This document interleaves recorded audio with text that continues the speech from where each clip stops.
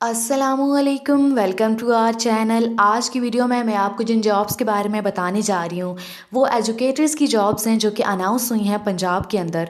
आपको मालूम है कि लास्ट ईयर भी ये जॉब्स जो हैं इन्होंने कहा था कि ये अप्रूव हो गई हैं, लेकिन इनका अनाउंसमेंट दिसंबर 2019 में होगा, लेकिन हुआ नहीं था। अब दोबारा से इन्होंने दो न्यूज़पेपर जो हैं उनमें ये जो ख़बर आई है उस वो मैं आपको दूँगी। उसके रेफरेंस से ही मैं आपको बता रही हूँ कि पंजाब एजुकेटर्स की जो जॉब्स हैं इन्होंने कहा है कि मरहलावार होंगी।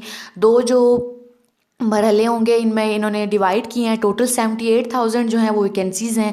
38,000 अभी पहला जो मरहला होगा उसमें आएंगी। और किस तरह से आएंगी, क्या डिटेल होगी इसकी, और अब जो नई स्ट्रेटजी ये बता रहे हैं कि जिसके अकॉर्डिंग इन्होंने आखिरी तारीख भी अप्लाई करने की बता दी है। और एडवर्टाइजमेंट का भी इन्होंने बताया है कि 28 अक्टूबर के बाद एडवर्टाइजमेंट भी आ रहा है। और अब क्या स्ट्रैटेजी अपनाने वाले हैं वो मैं आपको बताऊंगी इस वीडियो में, उन दो न्यूज़ के रेफरेंस से जो कि न्यूज़पेपर में पंजाब एजुकेटर्स के हवाले से आई हैं। अगर हम इसकी डिटेल देखें तो अभी ये कहा जा रहा है कि अभी ये एनटीएस के थ्रू होंगी। पहले पिछले साल इन्होंने कहा था कि पंजाब पब्लिक सर्विस कमीशन के थ्रू टेस्ट होगा। अब एनटीएस की बात कर रहे हैं कि शायद ये एनटीएस के थ्रू हम टेस्ट लें। और दो मरहले होंगे। पहला मरहला जो होगा उसमें 38,000 जो आसामियाँ हैं वो इन्होंने अनाउंस की हैं, अप्रूव हुई हैं। अनाउंस इन्होंने कहा है कि इस तरह से ये करेंगे कि 28 अक्टूबर 2020 को एडवर्टाइजमेंट आएगा इनके अकॉर्डिंग के न्यूज़पेपर के अंदर, या फिर नवंबर के पहले हफ्ते में एडवर्टाइजमेंट आएगा। अब जो क्राइटेरिया ये है कि ये कह रहे हैं कि इस दफ़ा एनटीएस के थ्रू टेस्ट होगा। पे स्केल 9, 14, 16 होंगे। उसके अलावा जो एज लिमिट है वही है कि जो ऑलरेडी इन्होंने बताई थी कि 38 ईयर्स तक।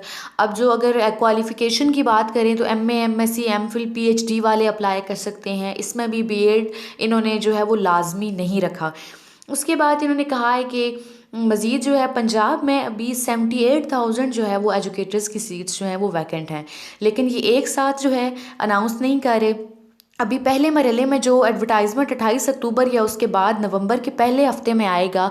ये सारा प्रोसीजर और उनके टेस्ट जो होंगे वो लिए जाएंगे जनवरी तक। और उसके बाद इनका कहना है कि जो 1 फरवरी से जो एजुकेटर्स हैं वो अपनी ड्यूटी संभाल लेंगे।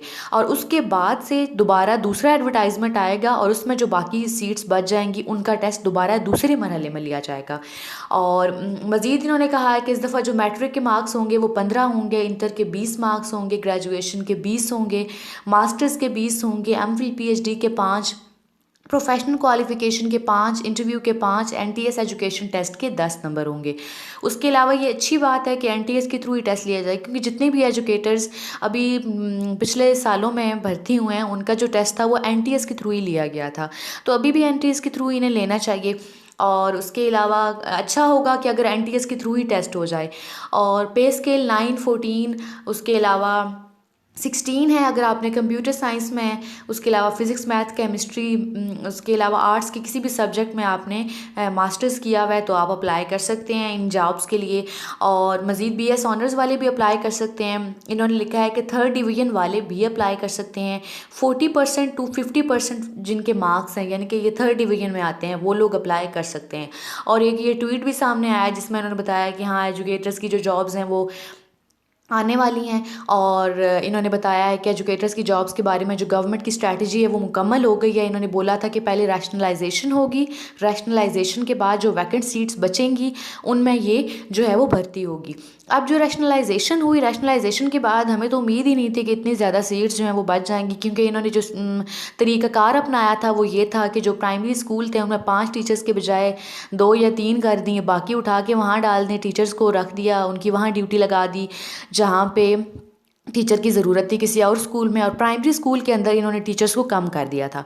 इससे ये होना था कि जो सीट्स थी वो कम हो जानी थी। लेकिन अभी तक जो न्यूज़पेपर में बात आई है वो तो यही है कि 38,000 जो सीट्स हैं वो अनाउंस होने वाली हैं। अब इस बात में कितनी सदाकत है वो इंशाल्लाह 28 अक्टूबर को ये बात क्लियर हो जाएगी। न्यूज़पेपर में एडवर्टाइजमेंट आएगा नहीं आएगा ये सबको पता चल जाएगा। और अगर ये एडवर्टाइजमेंट आया तो इसकी न्यूज़ भी हम आपको इस चैनल पे दे देंगे। उसके अलावा इनका कहना है कि अगर 28 अक्टूबर को एडवर्टाइजमेंट नहीं भी आता तो नवंबर के पहले हफ्ते में एडवर्टाइजमेंट आ जाएगा। एनटीएस के थ्रू अगर टेस्ट लिया जाता है तो आपको 475 रुपीज़ का जो चालान है वो पे करना पड़ेगा। उसके बाद एनटीएस में कैसे आपने अप्लाई करना है, आपने एनटीएस की वेबसाइट पे जाना है, साइन अप करना है अपना, यहाँ पे आपने आईडी कार्ड डालना है, उसके बाद उसे कंफर्म करना है, अपना पासवर्ड लगाना है, पासवर्ड को कंफर्म करना है। स्टेप 2 इन्होंने बताया है कि आपने लॉग इन करना है। उसके बाद जो इन्होंने इन्फॉर्मेशन दिया है कि आपने अपना कंप्लीट फॉर्म फिल करना है, अपना नाम लिखना है, डेट ऑफ बर्थ लिखनी है, जेंडर लिखना है। और इसमें ये बात है कि इन्होंने इस दफ़ा जो अप्लाई करने की आखिरी तारीख़ है वो बताई है कि 22 नवंबर 2020 अप्लाई करने की आखिरी तारीख़ होगी। आप एनटीएस के थ्रू अप्लाई करेंगे और HBL, MCB या MBL, ABL किसी भी बैंक में आपने 475 का चालान सबमिट कराना होगा।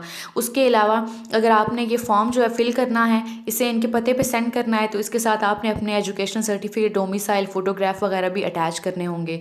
और मज़ीद जो है जो एक आसामी के लिए आप अप्लाई करेंगे, फॉर एग्ज़ाम्पल अगर आप अप्लाई कर रहे हैं पे स्केल 9 के लिए तो 475 का आपको अलग से पे करना पड़ेगा। पे स्केल 14 के लिए कर रहे हैं तो दोबारा से आपको 475 का चालान, और पे स्केल 16 के लिए जितनी भी आसामियों के लिए आप अप्लाई करेंगे आपको ये चालान पे करना पड़ेगा। और उसके अलावा आपका अलग अलग टेस्ट लिया जाएगा। और अगर एनटीएस के थ्रू टेस्ट होगा तो टेस्ट यकीनन जो है वो आसान होगा एज़ कम्पेयर टू कि जो पीपीएससी के थ्रू टेस्ट होना था वो थोड़ा मुश्किल होता है। उसमें मार्क्स की भी जो इन्होंने पहले बताया था कि इस तरह उन्होंने मार्क्स की डिवीज़न की है वो भी काफ़ी अजीब सी थी कि 100 मार्क्स का जो है वो इंटरव्यू होगा, 100 मार्क्स का टेस्ट होगा। उसके अलावा जो वो टेस्ट आना था पीपीएससी का वो भी काफ़ी ज़्यादा जो बुक्स थी उनको फॉलो करके उनको पढ़ना पड़ेगा और वो तब जाके आपका टेस्ट जो है वो क्लियर कर पाएंगे आप। लेकिन एनटीएस का test as compare to PPSC की काफ़ी आसान होता है, आप इजीली इसको कवर कर लेते हैं। उसके अलावा हम एक वीडियो बनाएंगे जिसमें हम आपको बताएंगे कि आप एनटीएस के टेस्ट में कैसे मैक्सिमम मार्क्स जो हैं वो अचीव कर सकते हैं। और ये जो ख़बरें हैं कि एजुकेटर्स की जॉब्स आ गई हैं, इसका मैं आपको एडवर्टाइजमेंट दिखा देती हूँ। ये जो न्यूज़पेपर के अंदर ये आपको एक न्यूज़ नज़र आ रही है कि 28 अक्टूबर से ये शुरू होंगी सरकारी नौकरियाँ।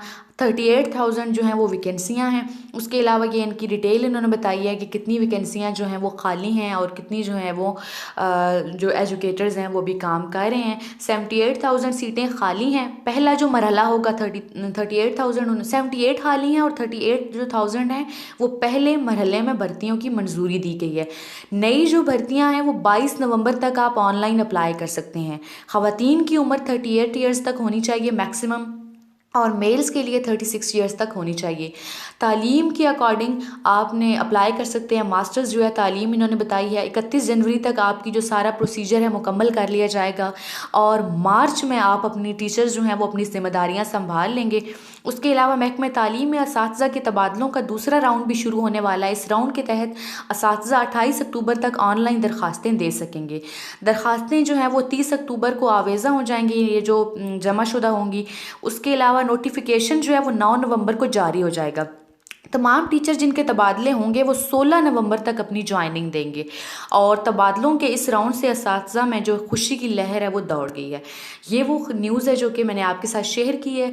और ये अखबार के अंदर इस तरह के 2 न्यूज़पेपर हैं जिनके अंदर ये न्यूज़ जो है वो आई हुई थी। इसके बाद अब देखना ये है कि ये जो इनका वादा है, ये जो इनकी न्यूज़ है, ये किस हद तक सच्ची है, ये आप भी देख लेंगे 28 अक्टूबर या फिर नवंबर के पहले हफ्ते में।